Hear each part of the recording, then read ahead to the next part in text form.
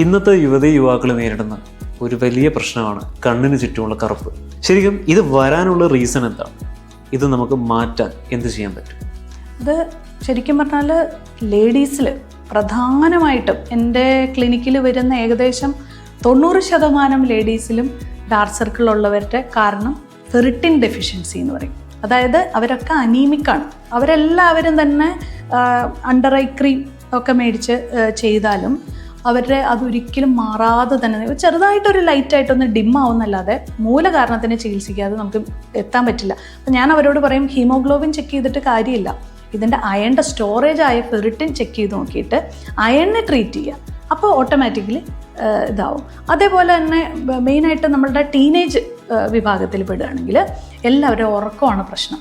അതായത് ഒത്തിരി late night കിടക്കുക, അതുപോലെ തന്നെ അവർ